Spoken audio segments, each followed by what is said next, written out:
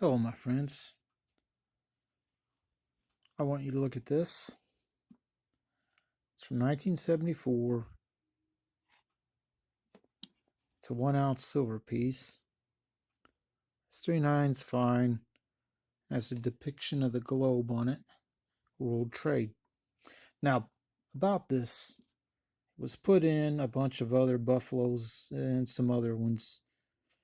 And you could pick whatever you want out of it and buy it. Now, I looked online. This one's a vintage one. This is what J.M. Bullion wants for that particular piece, which cost me, I think it was $32.50. 1 ounce of silver is 30 something dollars, 31 maybe. I can't remember exactly what, but this was less than $2 over its melt, and it's a vintage round that probably should have been a little more. Now, I did go by my bank and picked up a few more dollar coins. These are presidentials. Unless they have some kind of error on them, they're really not worth nothing but $1. This, though, 2000 Philly. Again, I'm looking for Wounded Eagle. Die gouge.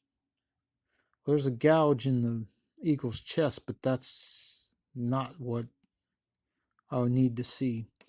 Need to see a raised part that runs right through the lower body part at an angle about like this. So it's not super collectible. Not that one. That's just $1. Now, bought this bag of silver from my coin dealer, or one of them, and literally it's just a few dateless standing liberties, a bent barber, and another one that's worn and damaged slightly. You can see the nick on the rim.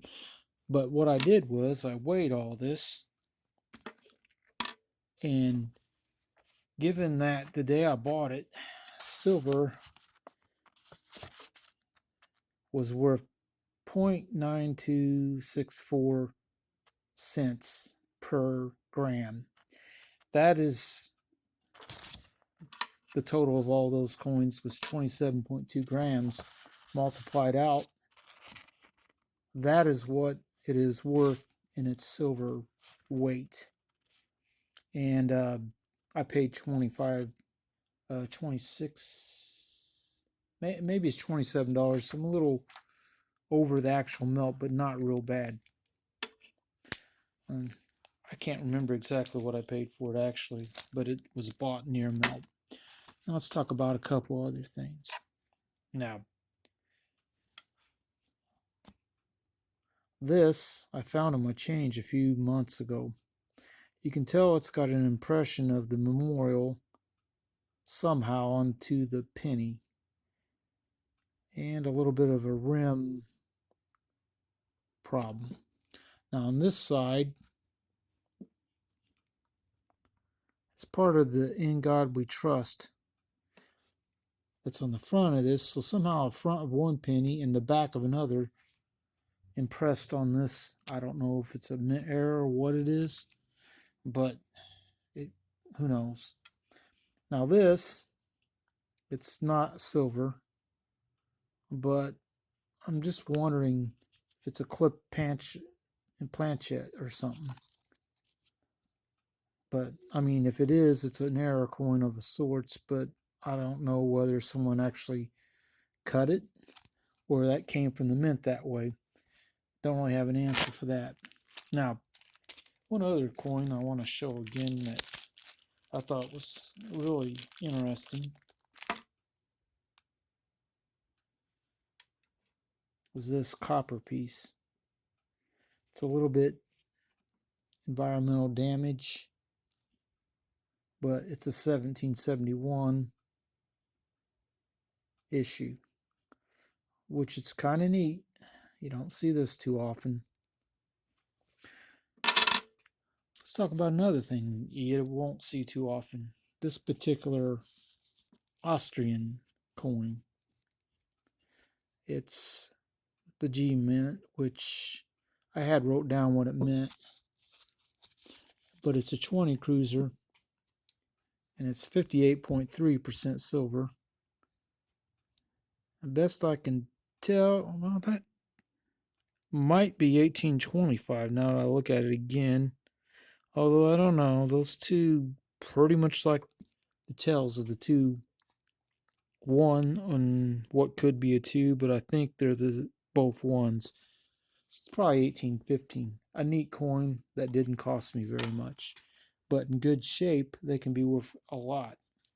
Now, one of the final things I'm going to show.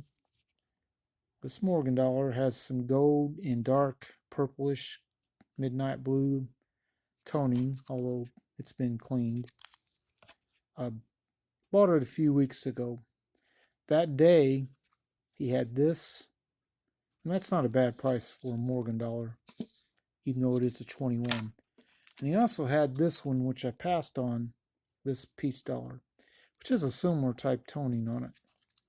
Now I've reunited them because a few weeks after I got the Morgan, I went ahead and got the piece dollar, just because they are pretty close to the same toning, as you can see, the same pattern. Not sure exactly how it happened that way, but they are now reunited again. And when I bought this, the melt on a silver dollar was about 23 something, so it's just above melt when I bought it, and it's silver's actually a little higher now than it was then. But anytime you go to buy rounds, silver rounds like this, always look for older ones, because sometimes they're kind of collectible. They did not make these very long, and like I said, I looked on J.M. Bullion's website, and they had one like it. They wanted 53.7 or 51.73, and I got this one for about 32.50. So it's a lot less. I might be able to resell it on eBay and get $15 or $20 more than I paid for it, which is not a bad margin if you're selling stuff. Anyway, have a good day, and we'll see you next time.